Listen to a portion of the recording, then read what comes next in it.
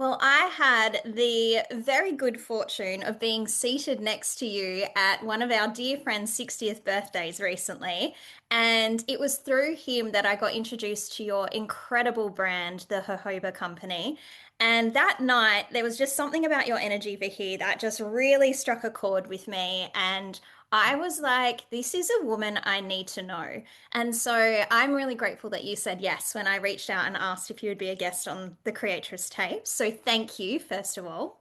Oh, it's my pleasure. I love the Creatress tapes. As I told you, I've enjoyed so many of those episodes. So inspiring. Oh, I'm really grateful to hear that. Thank you. So we had a little chat before we hit record, and you told me some things that obviously I haven't had a chance to get to know about you because, you're at a birthday party, we're having lots of fun, we're drinking champagne, not really going too deep and serious. And of course, there are things that aren't written on your company website or shared on social media because, quite rightly, they're very private, they're very personal.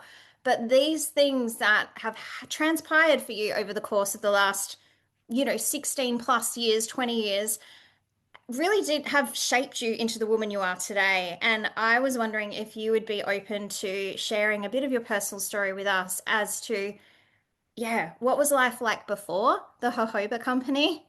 How did you find your way to it? And then we'll keep going from there if you're cool with that. Sure, totally cool with that. And look, it's just such a pleasure to be here. So thank you so much for having me. I would love to share my story. I feel like yeah, well, basically, my story, obviously starts very normally, and I had a very normal upbringing and that sort of thing. And I had quite a blessed life, and life went well for me. And I met a beautiful man who I married, and totally happy, blissfully happy. It came to having children. I was in my early 30s, and something I dreamt of forever was to have a large family. I just wanted lots of children, and it didn't happen for us. I struggled with endometriosis, but I didn't think that that would stop me from being able to fall pregnant. We tried for many, many years IVF treatments, naturopathic treatments. I went to a naturopath and I was under her care. IVF, everything, and nothing seemed to be working for us for many years. Finally, I did my naturopath. I ramped it up with all the natural things in my life and cut out all the chemicals, did everything on the advice of my naturopath, and took these horrible tasting herbs. They were just dreadful. Um, and of course, through IVF though, and acupuncture and everything else that I was going through, I finally fell pregnant. And of course, nerve-wracking 9 months, waiting so long for this baby, hoping everything would go well. And of course, it did. So I guess, dream come true, had my beautiful boy, and was just so happy and so relieved. It was a very, very tough few years for me, though. Things hadn't gone not well for me. Things had gone well in my life. I struggled a lot with a lot of emotions and mental health, I guess, highs and lows. It was a difficult, pumped with hormones as well at the same time through IVF. It's massive doses. So I was a little unstable, I would say, at the time. But of course, I had my beautiful boy, and life was great. I did experience difficulties during the birth, um, and which actually left me infertile, but I didn't know at the time that those difficulties would leave me infertile. So I was unaware of that. At the time, we wanted a big family. I was older, so it was, well, let's try again straight away. I knew I couldn't get pregnant naturally because through endometriosis, everything, my tubes were blocked, everything. So IVF was now our only option. So we started the journey again of IVF. I had a little baby and we just started, and I was like possessed. I was on this mission. I'm going to get pregnant no matter what. And I just started from when my son was so, so little, and I just went cycle after cycle. I just kept failing, fail, fail. I think I got to 9 cycles before my doctor actually said to me, I think we should investigate. This is not happening for you. Let's investigate. So the doctor then I went under laparoscopy and hysteroscopy. I did all these, and of course I came to it, and I did it by myself. I said to my husband, "Don't take a day off work." He'd taken so much time off work with IVF. I said, "I'm fine. I'll be on my own. It's all good. They're just going to have a look and see what's going on." So I woke up from the anesthetic, and the doctor was there by my side, and he said to me, "Well, we've found out exactly why you're not getting pregnant." And I thought, "Excellent, great. This is great." I really wanted the answer because I wanted them to fix me so I can continue to have more babies. And he said to me, "You will never be able to have any more babies." And I'm lying there and I'm thinking, "What?" And he said, "Your uterus has completely, there's no cavity. Your uterus has completely gone into a ball." And he said, you have no lining left. And he said, "You will not be able to carry another baby."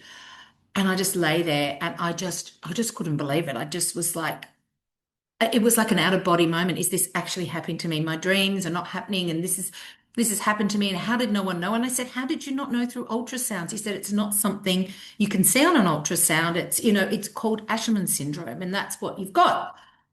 And it was very rare. So, of course, I go home, I Google everything. I'm thinking, I'm not taking no for an answer, determined as ever. I joined support groups. I joined so many things for Asherman syndrome. And of course, found out that there were doctors that could do operations to open the uterus, open the cavity, and perhaps I could have another baby. So then I spent another 3 years doing operation upon operation to open up my uterus to try to allow me to be fertile to be able to have another baby. And they opened it by 60%. And they said, "Look, there's a chance that you may be able to fall pregnant now. Have a go and see through IVF, but you may not be able to carry to term. So it'll be a special pregnancy and whatever." But I didn't care. I was just possessed. I just was like on this thing. I want another baby. I want another baby. And so off I went to IVF for another 4 rounds. Just wreaked havoc on my body. Fail, fail, fail, fail each time. Never, ever, beautiful embryos, but they didn't take. The uterus just wasn't healthy enough. So it was when then I got to my 40th birthday, and my husband said to me, "Vicki, it's time to stop. Look at you. You're a mess. You're just not doing anything. Your whole life is just, and what about the little boy that we've got? We've got to focus on him." And my mum said, "You've got one beautiful boy, focus on him, stop trying to get another one." And so at that age of 40, it was a tough decision, and I knew I couldn't get pregnant naturally. And by stopping IVF, I knew that was the end of my dream of having more children. And gee, it was tough. I crumbled. I went into a bit of a heap. I struggled badly. It was really hard. Yeah, the life I thought I would have, I didn't have. And I know it sounds, I mean, I was grateful to have my one, but someone said to me once, everyone has a number, and if you don't achieve that number, like some people, it's really hard. And I just would have loved a sibling for my son, but it wasn't to be. I'd given up. I was struggling. I didn't want to go back to teaching. I didn't think actually mentally I would be able to be around because I was a school teacher before. So I didn't think I would be able to be around children and families and people with the best intentions, especially parents, would say things like, "Oh, when are you going to have another child? You can't have an only child. That's cruel. You need to have another one." And of course, all those sorts of things were just so hard to hear. So I couldn't go back to teaching. I didn't really know what I was going to do, but I was sort of doing a little bit of casual teaching and just a little bit of thinking about what direction my life was going to take. And it was then that my dad came to me. I think I was in my early 40s. It was a couple of years later. He came to me and he said, "Have you heard of a Jojoba?" And I said, "Yeah, I have." I said, "Actually, my naturopath recommended it to me when I was going through my fertility journey. And she recommended that I use it as the safest thing pre-pregnancy when I was cutting all the chemicals out. Great for moisturizing, preventing stretch marks, great for all these things. And I've been using it, but I can't find it anywhere. I've just been trying to buy it, can't get it. Yeah, why? And he says, well, I'm growing it on my farm. And of course, I nearly had an absolute coronary. I said, you're kidding me. I love this stuff. Could you please give me some? And he says, well, I can give you some, but I've got drums and drums. What am I going to do with it? And I just said, oh my gosh, you need to bottle it up and you need to sell it because it needs to be available to everyone. This stuff's incredible. And he said, well, I'm not going to do that. Why don't you do that? And I said, me? I've never run a business. I have no clue about business. I can't do it. I'm a teacher. You can do it. I'll tell you what bottle it should be in. And of course, he's like, no, you do it. It's not my thing. It's your thing. And I said, oh, so off I embarked on a new adventure. Little did I know it would become my baby that I yearned for, a different kind of baby. And it was the best thing that could have ever happened to me because it gave me a new focus, a new direction. I stopped wallowing in what I didn't have, and I stopped worrying about the past and the future, and just focusing on the now and focusing on what can I achieve and looking into how can I help people with this jojoba? How can other people benefit from this incredible ingredient the way I've benefited from? So it actually gave me a new purpose. And here I am now, 16 years later. And we're still going. And of course, we're going from strength to strength. And I never would have dreamt from that first conversation that we would be where we are. That is just incredible. Like, first and foremost, what a journey to go on. And I just think, my gosh, as women, we are so resilient. The health issues we go through, fertility issues we go through, our bodies go through so much over our lifetime. And I just think for you and what you went through, like, yes, it was such a painful journey, and it was the ending of one dream. It really was. And I think as well, when you really hold a dream so highly and so tightly, that you kind of have to have it pried from your fingers, basically, for you to be able to let it go, right? You have to kind of, the universe literally has to give you no other option than to let go. And I think, that's ultimately what ended up happening for you. And then in waltzes your dad, oh so casually, with the gift of your next chapter. But like, what a remarkable little bridge there of your naturopath introducing you to this incredible ingredient during your fertility journey. And then your dad coming in and saying, I'm growing this on the farm now. And so, the fact that you started this business in your early 40s, I think is so inspiring, because some of my most favorite videos that are going around on Instagram at the moment are like Vera Wang started her fashion label, in her 40s, and then this other incredible famous woman started in her 50s and 60s, and Martha Stewart and all the rest. So it is inspiring to remind us that, our next chapter can start at any moment, at any age. And so you're stepping into this new chapter of your life. You're like, okay, the Jojoba Company, this is happening. And like you said, you'd never run a business before, you'd never run a company before. I'm assuming you've never formulated skincare products before and then taken them to market. And so, it would have been, I'm imagining, such a fast track of upskilling and learning and just going for it and seeing what works. What are some of your most favorite memories of the early years of the Jojoba Company? Oh, my favorite. Oh, I have so many. Look, at the beginning of that business was the best. The creativity, the ideas, naming the company, that was fun trying to work out. I mean, we ended up with the Jojoba Company, which doesn't sound like it was a hard, but we went through so many different names. Look, the formulations, I have to say, was the most exciting. I went and did a formulating kind of chemist course, to learn about formulations and to learn about ingredients. And working alongside, because so I didn't become a cosmetic chemist, but I became qualified in cosmetic formulation, so I understood the process, but I just working alongside the cosmetic chemist and really being able to choose what ingredients would go in, research them all. I knew a lot anyway because through my naturopathic journey, and of course, a lot of the herbs and that sort of thing that my naturopath had introduced me to are also in skincare. So, lots of things. Siberian ginseng, she was giving me that. And there was all these different vitamins and niacinamide and all those things that I was taking they're also available in skincare. So, of course, I knew the benefits and I was so schooled in natural products and natural skincare. And I just reveled in it and I loved it. And the learning and I hadn't learned anything new for years because I'd just been not just, I was a school teacher. And I'd done my uni and I had worked as a school teacher and I'd sort of reached the level of learning from that. Like I was an experienced teacher. And of course I was learning as a mum. That was a learning stage. But, for myself, not just being a mum, but for myself learning and developing myself. I basically learned a new skill. I learned the skill of skincare formulations and then of course it was my favorite part, I guess, was educating. I've always been an educator. I love educating.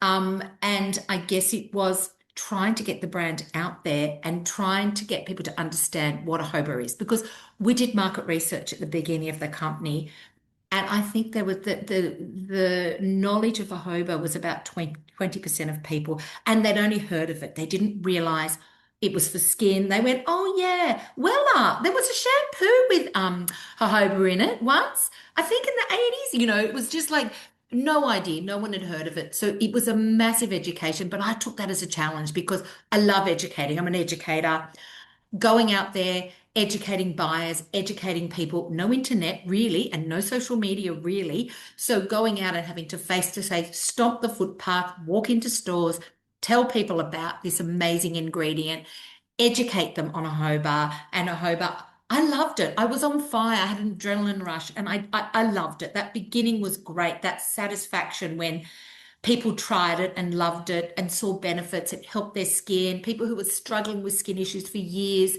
finally finding that their skin was behaving. It was just so empowering. And yeah, I loved it.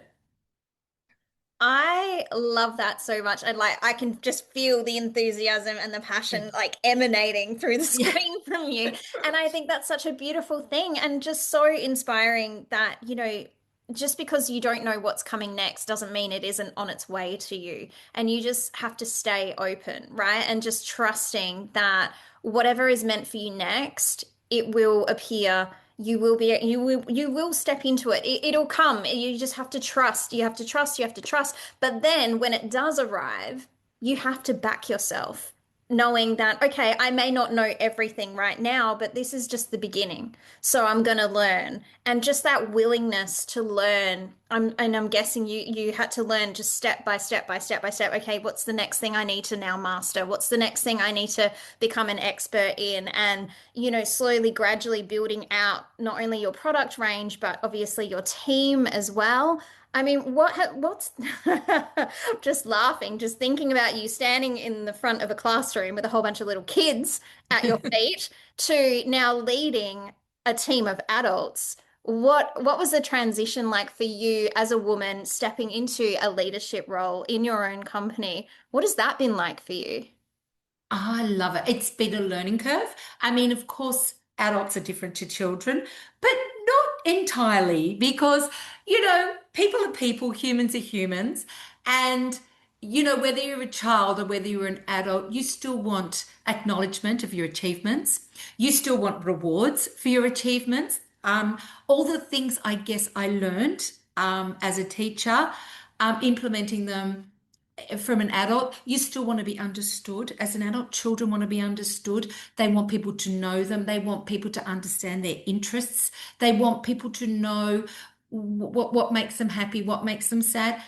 Adults are the same.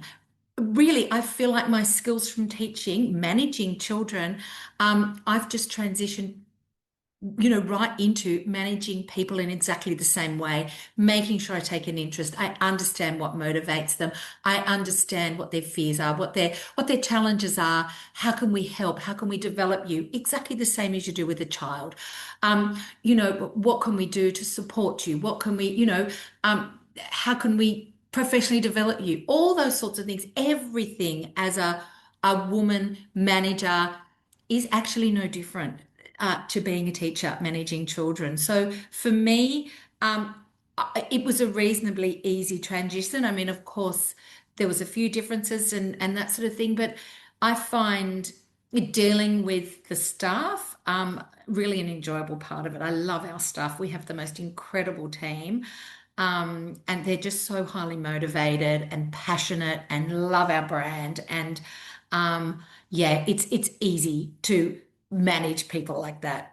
Yeah, that's pretty phenomenal. Mm. And I think, not only was your teaching background such a great training ground for this next chapter, this next era of your life, but also, obviously the team that you've built around you comes from you. You're the one who sets the tone, you're the one who sets the culture, and like attracts like. So I think that's a really beautiful thing that you are very comfortable standing in your leadership and having such a clear vision for the Jojoba Company and who you need around you to make that vision a reality, then therefore, obviously, you're going to attract these incredible people into your team and, have everybody working towards the same vision together. And that's pretty exciting. That's a very, very cool thing. And I just can't help but feel like I just love your story so much because I'm 41 now.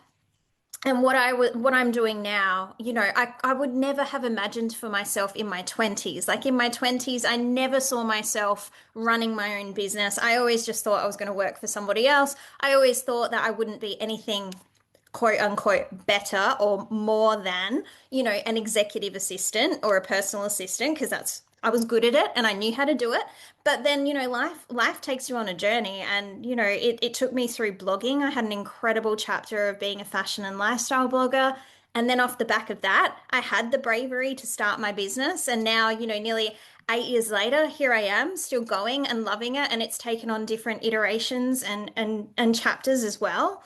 And it just excites me that I'm sitting here at 41 and I'm looking at you at 57 and you're doing things now that I can only imagine that you would never have dreamed in a million years that you would be doing in your 30s, let alone when you were 41.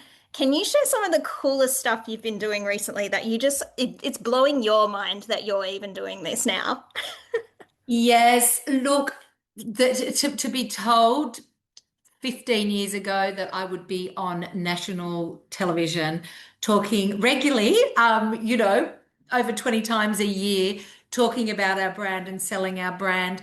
I wouldn't have believed it. If someone had told me I would be out there at beautiful product launches and mixing with, big founders and big brands and that sort of thing, I wouldn't have believed it. If someone told me that I would have been formulating beautiful new products, choosing packaging, taking photography, doing photos, I wouldn't have believed it. Talking on podcast, somebody actually wanting to talk to me on a podcast, I wouldn't have believed it. Little old me, the things that I'm doing now, I could never have imagined.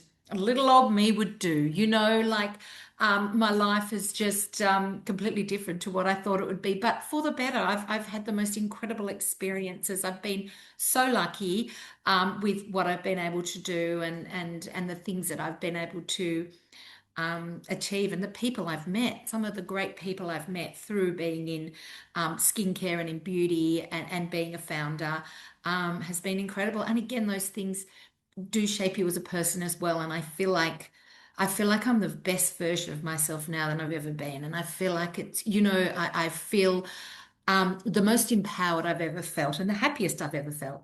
Oh, that is so exciting for me to hear. Like honestly, I that makes me so happy because you are so lit up from within. And every time I see you in my social media feed, I just get such a big smile on my face because I'm like, look at this awesome woman just bloody getting on video, doing her thing, talking about her skincare, and just like you're at these fabulous events like, big Priceline events and, doing your own beautiful product launches. Like it is, yeah, it's so inspiring to me that you are just, I don't know if this is accurate for me to say, but this is my perception, is that, when I look at you, I just see a willingness. Like you are open, you're willing to just give it a go, but you're also just such a big believer. Like I just see that you just believe in what you're doing so wholeheartedly. And I think that really does come back to your why, why you started this in the first place, your origin story, your history, your journey.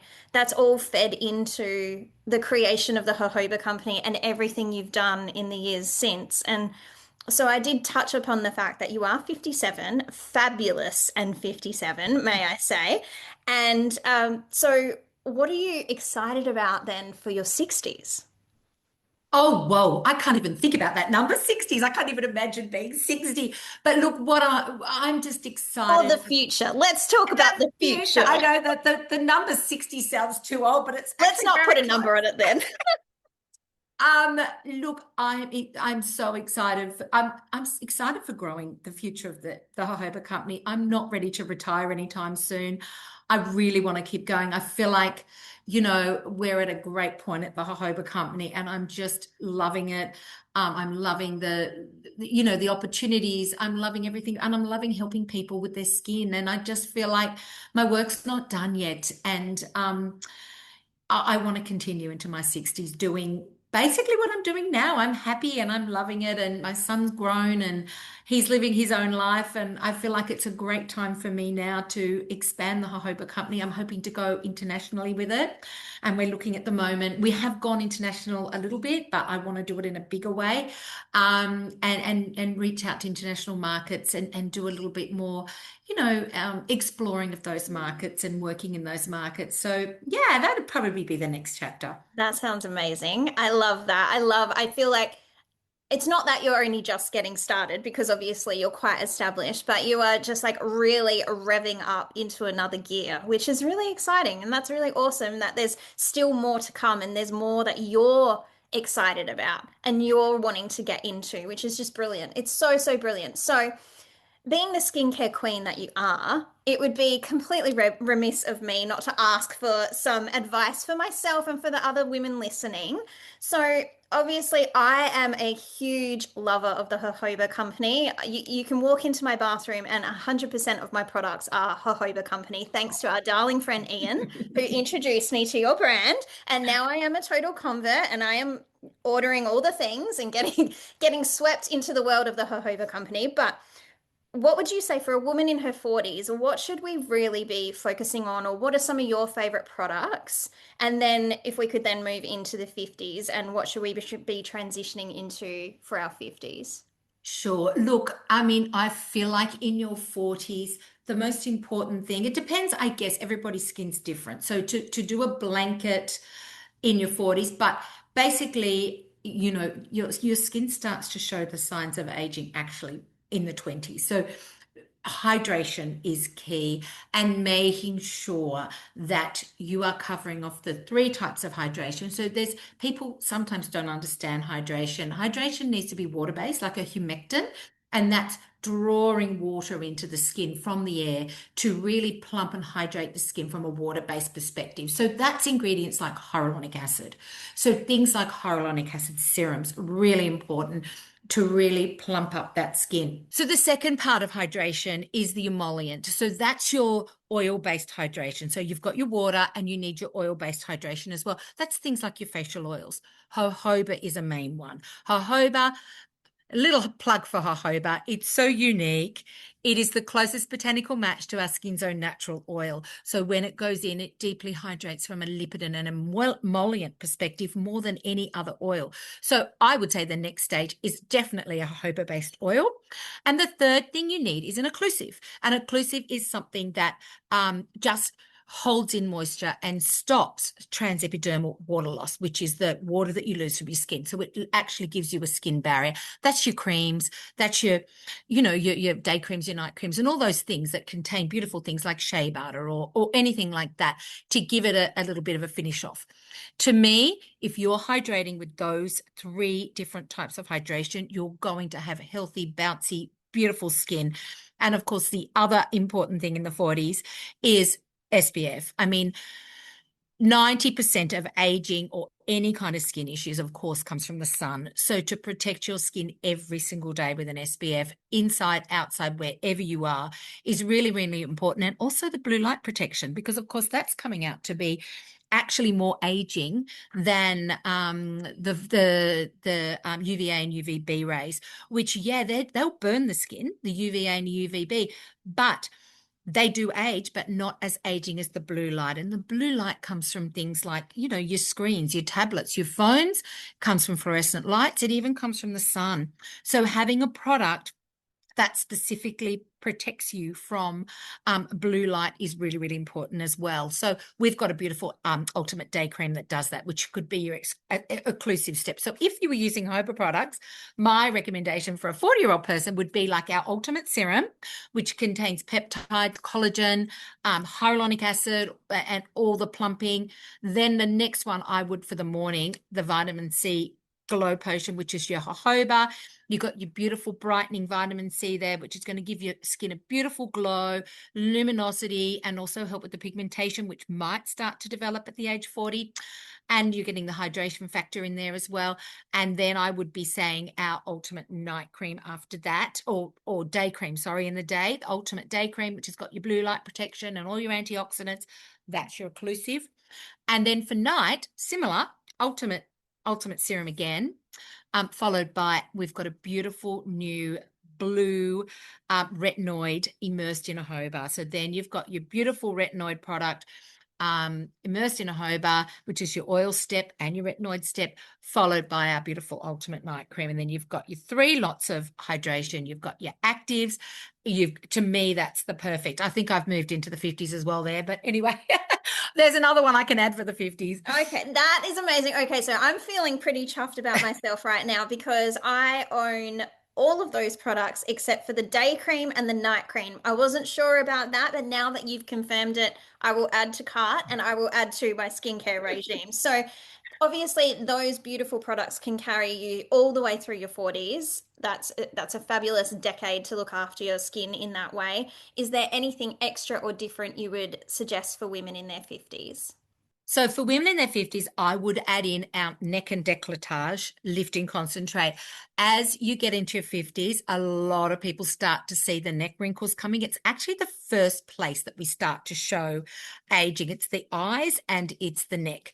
So I would be saying to keep that regime going, because that regime is a beautiful anti-aging, the 40s one, but add in the neck and décolletage lifting concentrate, and you put that right down to the décolletage, all over the neck and up to the jawline, because it actually helps to redefine the jawline. It actually helps it's got a technology in it. So with all of our products, we of course start with a jojoba, but then we also use patented active ingredients that are really going to make a difference to skin and are clinically proven but still natural. And this particular ingredient works to actually re-glue the layers back together. So as we age, sometimes, well, always, the layers of the skin start to come away from each other, and that's what causes that turkey neck or sagging. When you use a product like our neck serum, it actually helps to re-glue those layers back together and give you less sagginess and more lift. So that one is a perfect product to use to help, in your 50s, to reduce the look of the lines, the sagginess.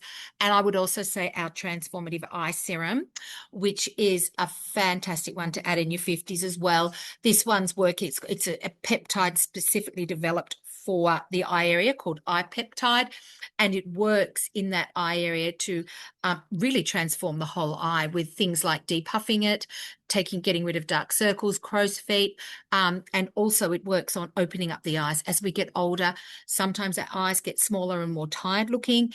This one awakens them, and it's clinically proven to actually make the eyes look more sparkly, more open, more youthful. So I would be continuing with that other routine, but adding in those 2 products in the 50s, because that's just a little bit extra care for those places on the skin that tend to show the aging the most. Yeah, and I have to say, like, I never used to be somebody who was into her skincare. I don't know why, I just never really got into it. I've never been a huge makeup girl either, but now this year especially, I don't know if it's since turning 41 or if it's just this particular stage of life I'm entering into, or probably more likely than anything, I feel a certain pull towards certain things at certain points in my life. And right now, I am very much feeling a pull towards really taking exquisite care of myself in every way and also expressing myself through my personal style. And I have to say that, really taking the time to be intentional with my skincare and knowing that I'm not using 50,000 products, I'm using 4 very carefully selected products that are appropriate for my skin, that my skin is actually loving, it actually makes the whole process so much more enjoyable. And I really feel like skincare is an act of self-care, which is also an act of self-love and self-respect. And I have really been enjoying it lately. And so I would encourage anyone who isn't really into their skincare yet or wants to step it up a little bit, start with what Vicki has suggested because it's not too much, it's not too hard. It's actually a really lovely way to spend just a couple of minutes with yourself at the start of your day and at the end of your day to bookend your day with a bit of love, a bit of respect, and a bit of care. So thank you for sharing your personal recommendations. That is like that's coming straight from the top, everyone. So we're listening to our girl Vicki. So to wrap things up, my darling, I am so grateful for your time and your generosity and your wisdom today. And I just want to ask one more question before we close out this conversation. And that is obviously the name of this series is the Creatress Tapes. And the reason for that is because I believe that within every woman exists the essence and the spirit of a creatress, because as women, we are all here inherently to create something in our lifetime, if not multiple things. And so I would love to know if there's a woman out there who is listening to your story and is inspired by it, and she wants to tap into her inner creatress just a little bit more to be just that little bit braver to go for what she wants or to pursue a dream, what would you most want her to know? To believe in herself and follow her dream. I think belief in yourself is so important, and following that dream is so important. Yeah, I just think about myself, and without that belief in myself and without that um end dream and the dream of being able to create something, I don't think I could have done it. But it was that self-belief, I think. I think that's what it is. And follow your gut. I feel like I did a lot of gut following, and there was a lot of people saying, don't do this, don't do that. But my gut told me, you know, told me other things. And I did follow what I really felt in my heart of hearts was the right thing to do. And it has been the right thing. There's so many things along the journey that people would go, oh, you shouldn't do that, or you should do that. And I was like, no, this is what I think's right. And, whether it was right or whether it was wrong, I did follow my gut and I believed in myself. And we're still here today and we're growing. So I feel like it must have been right. Yeah, a woman's intuition is never wrong. Exactly. Let's be Exactly. real. Vicki, thank you so much for your time. I'm so grateful that you were my lucky last guest for this Oh, series, for this season of the Creatress Tapes. It has been such an honor to have all of these conversations and such a joy to end this series with you. thank you, Sonia, so much for having me. It was wonderful talking to you, and inspiring for me to actually share my story out loud. So thank you.